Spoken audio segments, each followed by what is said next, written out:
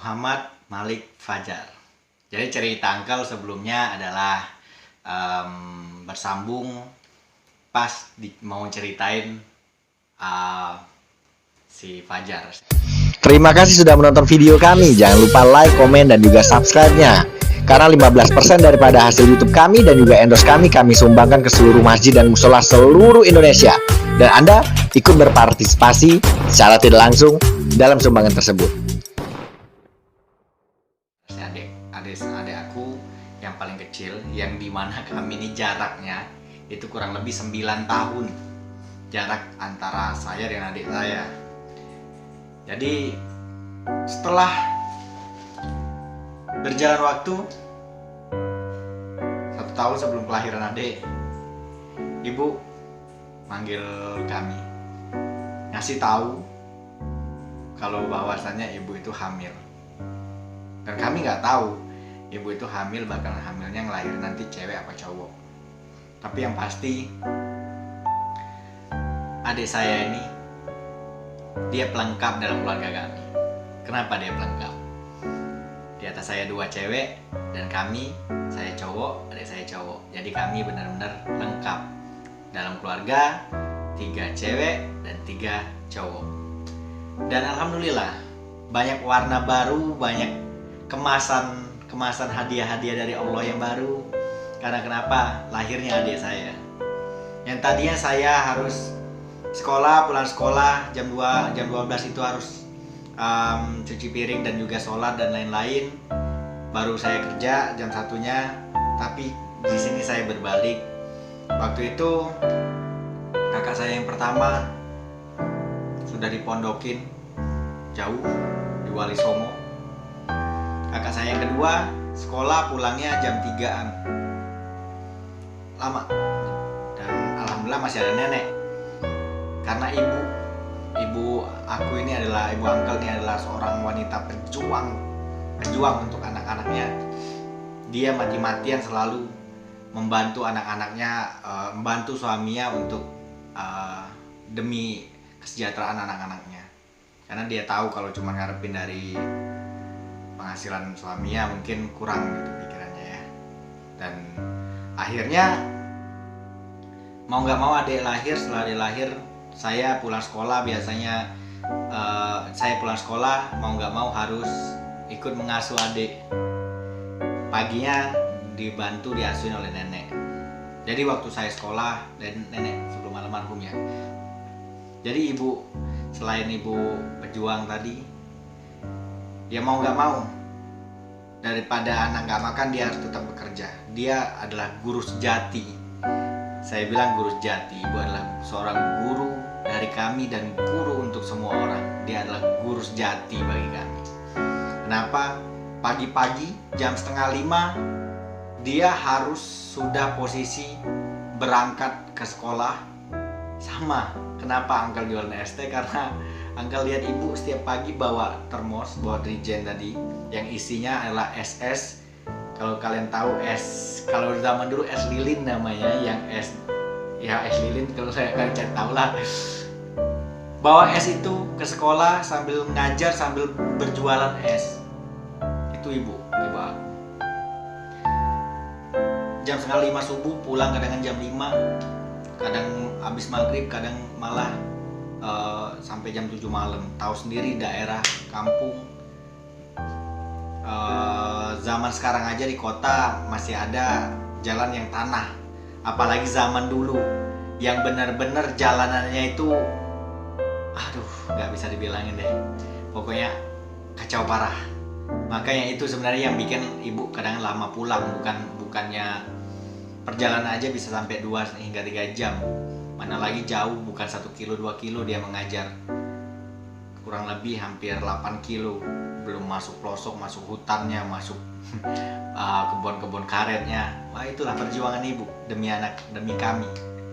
Dan saya mau nggak mau, karena ayah saya itu kerja di pabrik, sip-sipan pulang kerja itu kadang jam 2 baru pulang. Mau nggak mau saya nunggu ayah pulang dulu, saya baru bisa ke pabrik. Jadi gantian.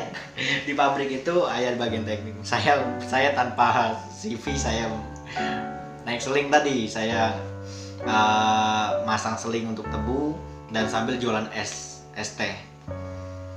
Sambil nunggu ayah, saya ngasuh adik. Saya ingat banget dulu, sering banget tuh adik Fajar, adik saya, kalau dia kelaparan. Kalau zaman sekarang enak, ke Indomaret, ke Alfamart, tinggal beli bubur atau ke tempat-tempat warung-warung beli bubur kasih ke anak. Kalau dulu, zaman dulu anak bayi, teman saya, kami selalu ditinggalin pisang oleh orang tua. Pisang itulah jadi buburnya deh saya. Kami kerok, suapin kerok. Jadi kalau dia lapar, nggak ada susu-susuan zaman sekarang aja. Harus beli susu, beli ini, beli itu. Zaman dulu nggak ada kan pakai susu itu. Susu kami susu apa yang kalengan gitu paling ya kan. Jadi habis susu yang kalengan ngasih kerok. Suapin sampai umur dia 4 tahun itu makan pisang. Bukan bubur. Sampai umur dia 4 tahun dia hobi makan pisang. Makanya kami sebut Sun Gokong dulu. Jadi berjalan waktu, setelah saya selesai nyuapin adik saya sudah bantu-bantu di rumah, saya pergi lagi ke pabrik yang tadinya mungkin penghasilan saya 50-70 ribu, mau nggak mau sedikit berkurang karena saya berangkatnya agak siang. Tapi saya berpikir tetap pulang harus bawa uang, itu aja. Alhamdulillah pulang saya bawa duit 30 ribu, 40 ribu saya store ke orang tua. Tetap saya store ke ibu. Waktu saya SMP, mau nggak mau saya harus sekolah, dan saya sekolah dan alhamdulillah SMP saya akselerasi 2 tahun. Jadi saya sekolahnya cuma 2 tahun udah dilulusin, nggak tahu apakah karena saya jenius. Dan alhamdulillah saat SMP satu-satunya, mungkin kalau kalian kenal dengan HP yang namanya Polyphonic, yang kenal banget dengan HP yang zaman dulu sebelum ada Android dan iPhone, masih zaman Polyphonic yang kalau bunyi tlung tlung tlung tlung tlung tlung. Nah, kalau zaman sekarang aja udah, kalau zaman lama banget tit tit tit tit tring tring tring tring gitu ya.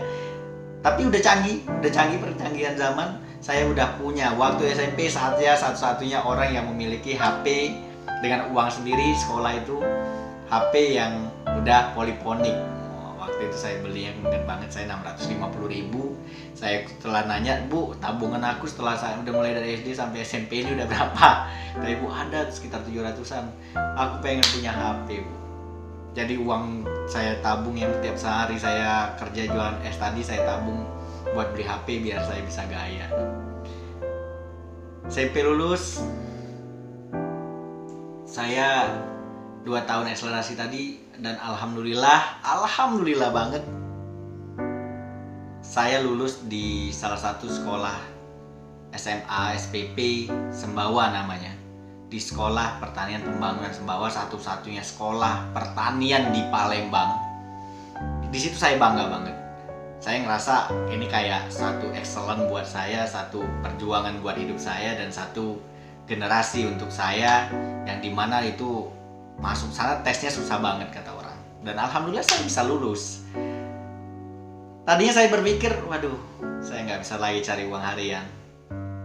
Dan kan di sana ibu udah bilang, kamu di asrama nak, tiap hari kamu di asrama, makan kamu tinggal makan, tidur kamu tinggal tidur, semuanya dapat fasilitas. Jadi jatah kamu cuma 50 ribu sebulan. Saya cuma dijatahin 50 ribu.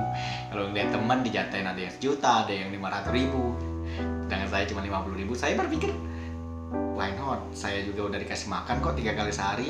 Makan ayam seminggu bisa 3 kali. Ya udah, saya gas saja. Siap Bu, saya bilang. Siap ya, saya siap. Di asrama yang selama 3 tahun. Dan alhamdulillah banget, ternyata di sana, karena otak bisnis tadi, saya berpikir gimana caranya biar saya bisa menghasilkan uang setiap harinya. Dan alhamdulillah di sana ternyata saya dididik, kami anak sekolah sana dididik mulai dari berwirausaha sendiri. Kami dikasih lahan mulai dari kelas 1 sampai kelas 3, kami dikasih lahan